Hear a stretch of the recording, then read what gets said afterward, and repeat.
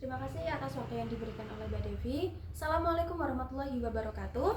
Waalaikumsalam. Perkenalkan, saya Muza dari tim Kain Ratu. Nah, di kesempatan pada pagi hari ini saya akan membedah buku The Unwritten Law of Business pada bagian kewajiban semua manajer terhadap karyawan. Jangan pernah keliru menggambarkan kinerja bawahan selama penilaian kinerja. Nah, tanggung jawab dari seorang manajer yaitu meninjau semua pekerjaan dari bawahannya. Nah, kewajiban ini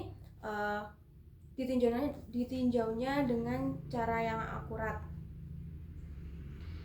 Sejalan dengan ini, tanggung jawab yang tidak lepas dari Anda yaitu membicarakan hal dengan karyawan. Nah, jadi seorang manajer itu harus memberikan pengarahan yang jelas kepada karyawan. Misal dalam memberikan informasi agar pekerjaan karyawan itu dapat berjalan sesuai dengan yang manajer harapkan, itu dalam memberikan informasi tidak boleh setengah-setengah ya. Tidak boleh hanya sekedar dia menganggap kalau karyawan itu sudah memahami apa yang dimaksud oleh manajer. Nah, jadi tujuannya manajer untuk meninjau itu memastikan apa yang dimaksudkan oleh si manajer ini sudah sampai ke karyawan sehingga karyawan ini dapat melaksanakan pekerjaannya dengan baik.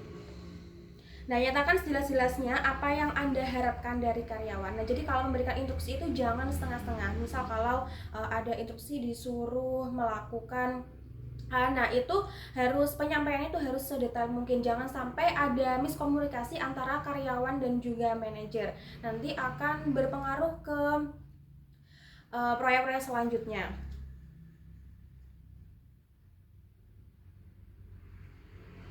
Nah, manajer yang sukses menyatakan dengan jelas tujuan dan juga harapan mereka terhadap bawahan. Kemudian diikuti dengan pemantauan dan juga dukungan. Nah, tidak cukup dengan perintah atau instruksi yang jelas saja, tetapi perlu juga adanya dukungan dan juga pemantauan dari manajer.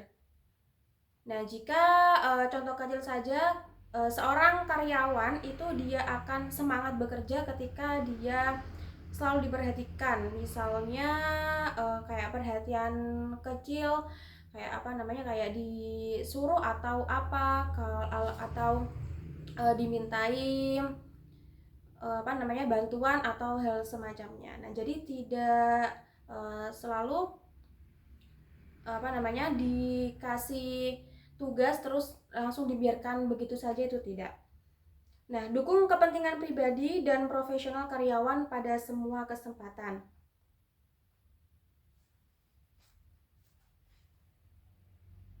Nah, jelas bahwa menjaga loyalitas dan semangat karyawan adalah demi kebaikan perusahaan. Nah, jika karyawan itu dia moodnya itu kurang bagus, nah itu juga akan berdampak pada kinerja mereka. Nah, jadi tugas seorang manajer itu bukan cuma bukan cuma memberikan instruksi atau tugas saja, tetapi juga memberikan dukungan kepada karyawan agar kinerjanya bagus dengan moodnya yang bagus, sehingga berdampak pada pekerjaan yang bagus.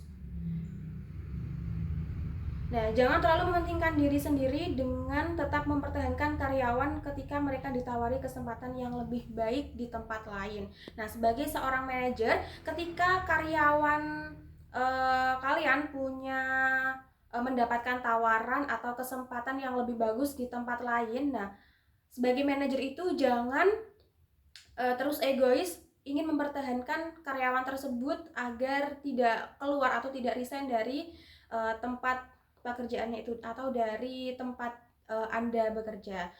Nah, kalau misal kalian ingin tetap mempertahankan, kalian harus bisa mempertimbangkan atau bisa menyeimbangkan antara tawaran yang karyawan Anda dapatkan dengan posisi mereka pada saat itu.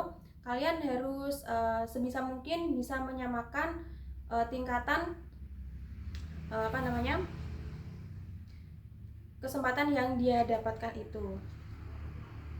Nah, jangan mengesampingkan atau menghalangi kemajuan bawahan Anda selama Anda bisa menghindarkannya. Nah, tadi itu ya, jangan sampai menghalangi ketika seseorang mempunyai kesempatan lain yang lebih bagus dengan mempertahankan keegoisan Anda. Nah, Anda berkewajiban menjaga agar staf Anda memiliki informasi yang cukup. Nah, seperti yang saya bahas dari awal tadi, dalam memberikan informasi itu tidak boleh setengah-setengah. Jadi, pastikan karyawan Anda atau bawahan Anda itu memperoleh informasi dengan cukup.